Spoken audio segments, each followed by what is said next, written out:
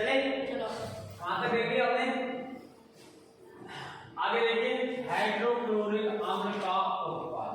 भाई ये हाइड्रोक्लोरिक अम्ल जो है ये हमने इस पाठ में बहुत पढ़ा है, HCl, इसका सामान्य सूत्र होता है HCl, हाइड्रोक्लोरिक, जो हमारे शरीर के अमाशय भाग में पाया जाता है।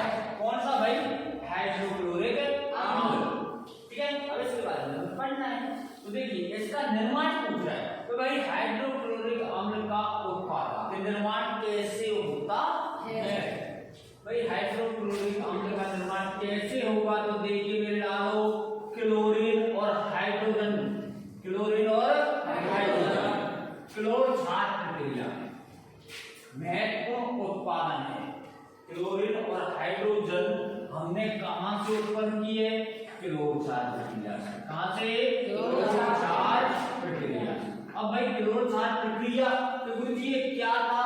तो देखिए हमने वो विद्युत अपघटन करवाया था ना, विद्युत अपघटन करवाया था। चलो देख लेते हैं कहां पे था, एक बार रिटर्न लेते हैं। तो देखिए ये है हमारे, अरे भाई क्लोर क्षार प्रक्रिया हमने क्या किया भाई? क्लोर क्षार प्रक्रिया में कि नमक की अभिक्रिया किससे करवाई? जल से। क्लोर क्षार प्रक्रिया में हमने क्या किया? नमक की अभिक्रिया किससे करवा दी मेरे लालो? जल से। और जल से करवाने पर हमें सोडियम हाइड्रोक्साइड प्राप्त हुआ। क्या प्राप्त हुआ? Sodium hydroxide. और सोडियम हाइड्रोक्साइड के साथ में हमें दो चीज प्राप्त हुई, क्लोरीन गैस और हाइड्रोजन गैस प्राप्त की हुई। तो ये क्लोर क्षार प्रक्रिया से उसमें दे रखा है भाई कि क्लोर क्षार प्रक्रिया,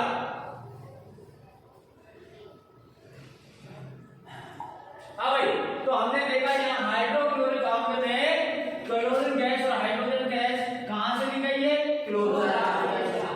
समझ में आ गया कि भाई क्लोर क्षार प्रक्रिया हुई कैसे?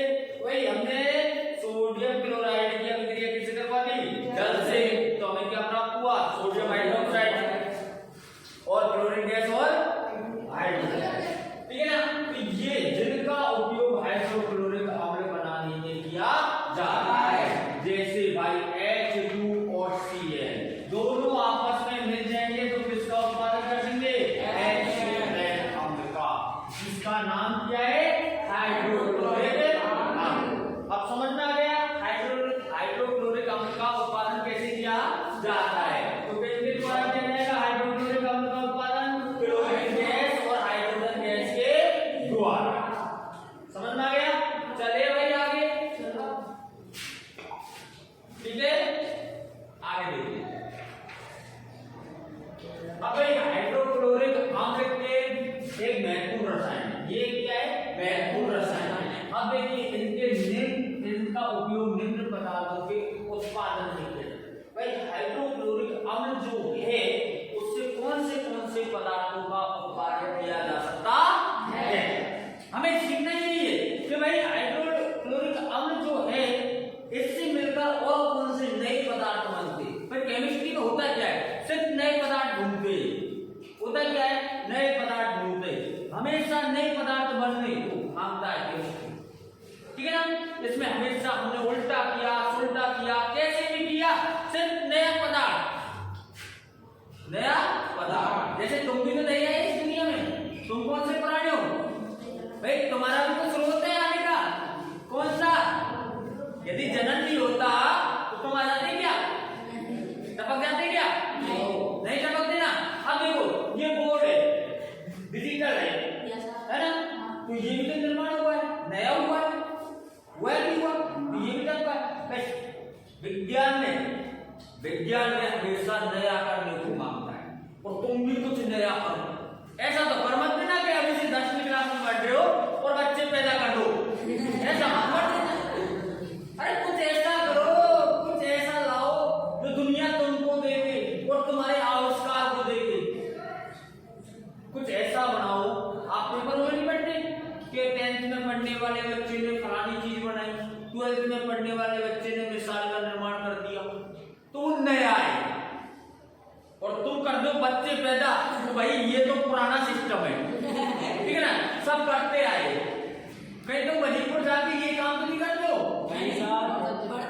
करते हो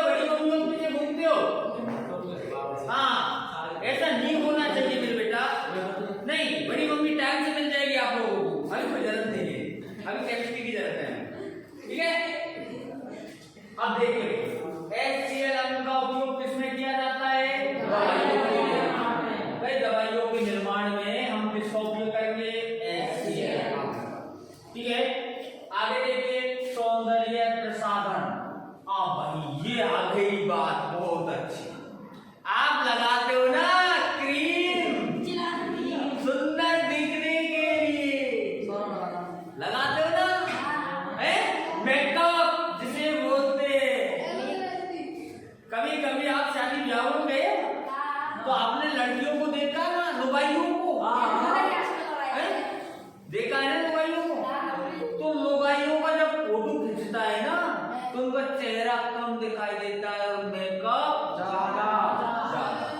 तो उस मेकअप आइटम को बनाने में किसका उपयोग किया जा रहा है? अब देखिए एक चीज, ये क्या है? आम्ल। ये क्या है? और आम्ल हमें नुकसान पहुंचाता है। क्या पहुंचाता है? नुकसान। तो आपने देखा होगा कि आम्ल है ना, अब भाई ये तो हमने क्रीमों में यूज में ले लिया। किसमें के लिए यूज में ले लिए? क्रीमों में। आपने देखा होगा एक बार क्रीम लगाओ तो आपका चेहरा निखार पे आ जाता है, निखार पे आ जाता है। उसका कारण क्या है? जो हमारे चेहरे पर मृत कोशिका होती है ना, उनको निकाल देती है। एक बार लगाने से हमारे चेहरे पर जितनी भी मृत कोशिका होंगी ना वो निकल जाएगी, तो हम सुंदर दिखने लग जाएंगे। मृत कोशिका क्या होता है? कोशिका क्या होती है? कोशिका पता नहीं है हमारा शरीर कोशिकाओं से मिलकर बना है। कोशिका से ऊतकों से अंग और अंगों से तंत्र और तंत्र से तू। आप समझ आ गया? हाँ, तो कोशिका, जीवित कोशिका क्या हो जाती है? मृत हो जाती है, मर जाती है। तो वो क्रीम हमें एक बार लगाएंगे ना तो वो मृत कोशिका जो है हमारे चेहरे पर उनको निकाल के फेंकेंगे, है ना। लेकिन आप जो बार बार लगाओगे ना, बार बार, तो आपको पता है आपका चेहरा कैसा हो जाता है? जैसे बंदर का पिछवाड़ा होता है ना, ऐसा चेहरा हो जाता है, लाल हो जाता है। क्योंकि भाई उसमें क्या मिला हुआ है? आम्ल। और आम्ल हमारी त्वचा के लिए नुकसानदायक होता है, अफेक्ट पड़ जाएगा, सही इफेक्ट हो जाएगा। तो इसलिए बंदर का सा पिछवाड़ा मत करना और कुछ भी कर देना। ठीक है भाई, चले आगे। हाइड्रोक्लोरिक अम्ल से अमोनिया क्लोराइड का निर्माण होता है। किसका निर्माण होता है मेरे लालो? NH4Cl। ठीक है, अमोनिया क्लोराइड। और इसका निर्माण इस्पात की सफाई के लिए भी, इस्पात, लोहे, इस्पात को लोहा बोलते हैं ना, लोहे में कभी जंग वगैरह थोड़ी सी लग जाती है मामूली सी, तो उनको साफ करने के लिए इसका उपयोग किया जाता है। समझ में आ गया भाई कि हम हाइड्रोक्लोरिक अम्ल का उपयोग या किन पदार्थों के लिए करते हैं? एक तो दवाई बनाने के लिए, एक आपकी जो क्रीम होती है सुंदर दिखने के लिए, जैसे आप शादी ब्याह में जाते हो या लड़की पटाने जाते हो ना, करते हैं। अरे करते हैं, मुझे पता है भाई लोग। हाँ, अमोनिया क्लोराइड बनाने में, ठीक है ना, इस बात की सफाई करने के लिए हाइड्रोक्लोरिक अम्ल का उपयोग किया जाता है। एक गुलाब के फूल की तरह खिल जाते हैं, लड़कियों की बात आती है जब, है ना, खिल जाते। अरे अरे इतना सज्जन भी मत बन मेरे यार। आगे देखो, एक और आगे, विरंजक चूर्ण का निर्माण। भाई विरंजक चूर्ण होता है ना, इसका निर्माण कैसे होगा? ठीक है, विरंजक चूर्ण जो होता है उसका निर्माण कैसे होगा? विरंजक चूर्ण बहुत अच्छी है, लेकिन ये क्वेश्चन आपको कोटा होंगे तो इसका IMP कर लेना, लगभग तय है, आ सकते हैं। ठीक है ना, ये लवण तो जितने भी है ना, आपको pH मान से जितने भी है ना वो तो याद करने हैं। pH मान के बाद में जितने भी टॉपिक आए ना वो सारे पढ़ने हैं। ऊपर का तो लगभग तय नहीं, लेकिन नीचे का 100% आता है हर बार। ठीक है ना, तो पूछता है जैसे देखिए, क्लोरोथार प्रक्रिया से प्राप्त क्लोरीन और सूखे भुजे हुए चूने की क्रिया से विरंजक का निर्माण होता है। किससे भाई? वो एक तो लेंगे हम भुजा हुआ चूना, कैल्शियम ऑक्साइड भुजा हुआ चूना हो गया, ठीक है ना। अब उसमें कौन सी गैस प्रोवाइड करवा देंगे, क्लोरीन। कौन सी गैस, क्लोरीन। तो भाई साहब हमारे पास में निकल के आएगा CaCO2, ये किसका है भाई, विरंजक चूर्ण, इसका निर्माण होकर हमारे पास में आ जाए। तो समझ में आ गए कैसे करेंगे, और समीकरण द्वारा हम इसको समझने की कोशिश करते हैं थोड़ा सा।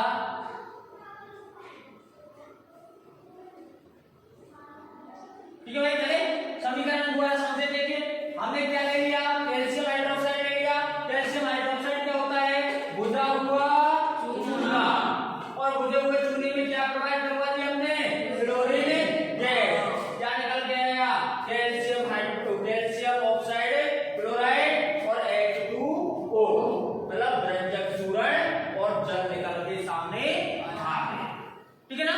तो समझ में आ गया विरंजक चूर्ण का निर्माण कहां कैसे होता है, जब भुजे हुए चूने में कौन सी गैस प्रोवाइड करवाई जाती है, क्लोरीन गैस। तो किसका निर्माण हो जाएगा, तो ध्यान रखना इसका निर्माण आपको याद होना चाहिए, बहुत अहम बात है, इसके निर्माण आपको याद होना चाहिए 99%। यस, ठीक है भाई, 99% याद होना चाहिए, नहीं 100% करो आपको, ऐसा करो। लड़कियों के पीछे मत भागो, इसके पीछे भागो, ये काम आएगा। यदि तुम इसके पीछे भागेंगे ना तो 100 लड़कियां तुम्हारे पीछे भागेंगी, दावे से कह रहा हूं। तुम एजुकेशन के पीछे भाग के देखो, 100 लड़कियां तुम्हारे पीछे भागेंगी, ठीक है भाई, 100 लड़कियां तुम्हारे पीछे भागेंगी। ध्यान रखना एजुकेशन एक ऐसी चीज है, और तुम अभी से लड़की के पीछे भागे ना तो तुमको नचा डालेंगे वो, ध्यान रखना ये। हाँ भाई, तो देखिए विरंजक चूर्ण का उपयोग, भाई इसका उपयोग हम कहां कहां करते हैं, तो देखिए कहां कहां करेंगे। देखिए वस्त्र उद्योग में, वस्त्र उद्योग में सूती एवं लिनेन के विरंजन के कागज की फैक्ट्रियों में, पहले तो देखो भाई हम किसका निर्माण में, सूती वस्त्र उद्योग निर्माण जो है ना उसमें किसका निर्माण करेंगे, विरंजक चूर्ण का, किसका, विरंजक चूर्ण का। एवं लिनेन के विरंजन के कागज में, ये कोई कागज है उसके निर्माण में भी किसका निर्माण, किसका सहयोग होगा भाई, विरंजक चूर्ण का। आगे फैक्ट्रियों में लकड़ी के क्या बनाए जाते हैं, मंजे, पतंग उड़ाने के बनाए जाते हैं, बनाए जाते, उनमें भी किसका सहयोग होगा, विरंजक चूर्ण। और लॉन्ड्री में साफ कपड़ों के लिए, लॉन्ड्री का मतलब होता है भाई आप साफ कपड़े जो होते हैं ना तो उनको कलरफुल बनाने के लिए, ठीक है भाई, समझ में आ गया। आगे देखिए कई रासायनिक उद्योगों में एक उपाचक के रूप में, कहीं कहीं ऐसा होता है इसको दवाई के रूप में भी काम में ले लिया जाता है। पीने वाले जल को जीवाणुओं से मुक्त करने के लिए, कहीं पानी भरा हुआ है टंकी वगैरह में, तो वो पानी यदि हमारे पीने योग्य है और यदि उसमें जीवाणु है तो उन जीवाणुओं को नष्ट करने के लिए हम किसका उपयोग करते भाई, और ध्यान रखना इसे देसी भाषा में लाल दवाई के नाम से जाना जाता है, ठीक है, लाल दवाई के नाम, ठीक है। चले आगे, अब देखिए दूसरा, इन दोनों में से क्वेश्चन आपको पुटअप होने की पूरी संभावना है, या तो इनके दोनों उपयोग पूछ लेगा या इनके निर्माण की विधि पूछ लेगा, ठीक है भाई। विरंजक चूर्ण और बेकिंग सोडा है ना, 100% तो नहीं कह रहा, लेकिन ज्यादा संभावना होती है, क्योंकि मैंने भी टेस्ट जितने भी लिए हैं उन दोनों टेस्टों में मैंने इनके दोनों के उपयोग भी पूछे हैं, कि भाई दोनों के दो उपयोग भी लिखिए, और काफी बार पूछा है मैंने भी कि इनके निर्माण की विधि को लिखिए। तो निर्माण की विधि तो हो गई हमारी, एक की विरंजक चूर्ण की हो गई ना, और एक है हमारा कौन सा, बेकिंग सोडा। तो इसकी भी देख लेते हैं भाई, देखिए आगे बेकिंग सोडा कैसे प्राप्त होगा, ये भी देखते हैं। इस यौगिक का रासायनिक नाम सोडियम हाइड्रोजन कार्बोनेट NaHCO3 है। भाई इसका बेकिंग सोडा का रासायनिक नाम क्या है, सोडियम हाइड्रोजन कार्बोनेट।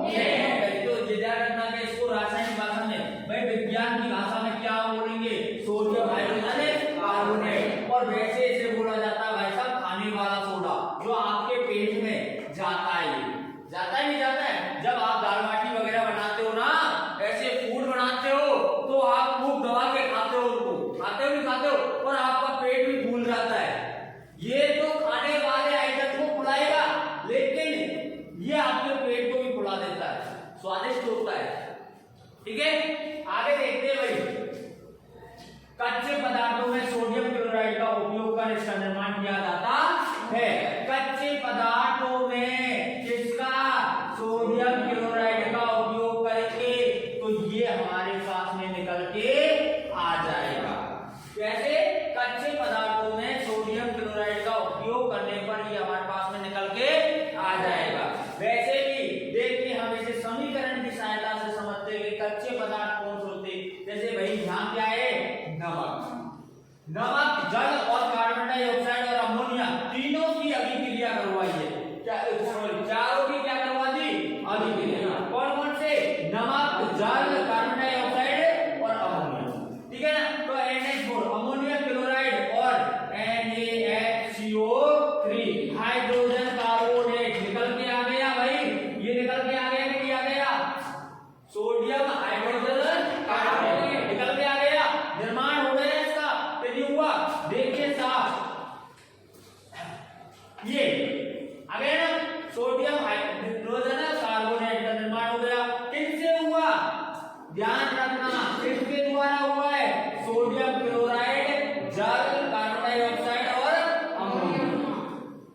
ठीक है भाई, इनकी आपस में अभिक्रिया करवाई है तो किसका निर्माण हो गया, किसका निर्माण हो गया मेरे लालो, सोडियम हाइड्रोजन कार्बोनेट का। ध्यान रखा करो मेरे लाल।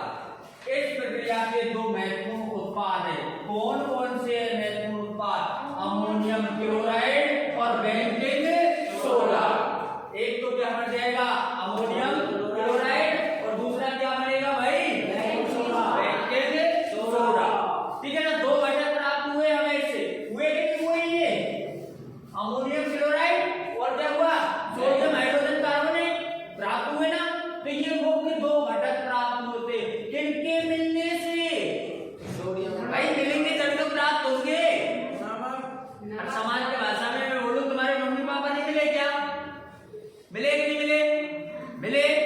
कौन पैदा हुआ, बच्चा, तुम नहीं हुए, तुम तो तब क्यों धरती से ना, तब क्यों ना है। तो कहने का मतलब, अरे गलत, मेरा कहने का मतलब जब दो पदार्थ मिलेंगे या दो से अधिक मिलेंगे या चार मिलेंगे तो नए पदार्थों का निर्माण होगा, होगा कि नहीं होगा। अब यहाँ कौन कौन से पदार्थ मिले, नमक, हाइड्रोजन, नमक, जल, कार्बन डाइऑक्साइड और अमोनिया, ये चार पदार्थ मिले और चार पदार्थों में किसका निर्माण कर दिया मेरे यार, अमोनियम क्लोराइड और सोडियम हाइड्रोजन कार्बोनेट कर दिया ना। तो ऐसी तो तुम्हारी धरती में। अब भाई इसके उपयोग देखो, इसके उपयोग भाई क्या हो गया, हाँ इसका उपयोग देखिए। सोडा का उपयोग आमतौर पर रसोई घर में स्वादिष्ट खास्ता पकौड़े बनाने के लिए। क्वेश्चन देखिए, रसोई घर में, यहाँ से क्वेश्चन, रसोई घर में स्वादिष्ट खास्ता पकौड़े बनाने में किसका उपयोग किया जाता है, क्वेश्चन, बहुत शानदार क्वेश्चन है, 1 नंबर का। भाई रसोई घर में स्वादिष्ट खास्ता पकौड़े बनाने के लिए किसका उपयोग किया जाता है मेरे लालो, बेकिंग सोडा का। किसका उपयोग किया जाता है, बेकिंग सोडा। बहुत शानदार क्वेश्चन है, नोट करना चाहो तो कर सकते हो, जल्दी फास्ट।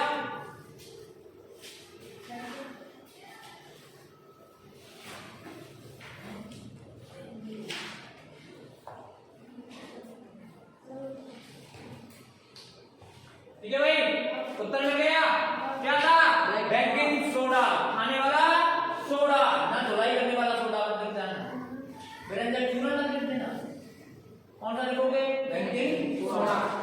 कभी कभी इसका उपयोग खाने को शीघ्रता से पकाने के लिए भी किया जाता है। कभी कभी आप मम्मी से चिल्लाते हो, मम्मी मेरे को भूख लग रही है, मम्मी ने उसमें क्या डाल दिया, बेकिंग सोडा, तो तुरंत तैयार हो जाता है, मतलब शीघ्रता से पक जाता है। यह एक दुर्गंध धारक भी है। ये क्या है भाई, दुर्गंध धारक। आपके पेट दर्द होने पर आप इसको दवाई के रूप में भी ले सकते हो, ले सकते हो, नहीं ले सकते हो, क्योंकि ये क्या है, दुर्गंध धारक और अम्लता की मात्रा को क्या कर देगा, उदासीन। क्या कर देगा, उदासीन। देखा था हमने, ऊपर पढ़ा था, टॉपिक में आएगा, जिसका उपयोग कई बार अति अम्लता की स्थिति में की जाती है। यह एंटीसिड का भी संघटक है। ऐसे एंटीसिड क्वेश्चन ऐसे एंटीसिड का नाम बताइए जिसका उपयोग हम खाने पकाने में करते हैं। ऐसे एंटीसिड का नाम बताइए जिसका उपयोग हम खाना पकाने में करते हैं। कौन है मेरे लालो? Baking soda. लिखना चाहो तो लिख दो। ऐसे एंटीसिड का नाम बताइए जिसका उपयोग खाना पकाने में करते हैं।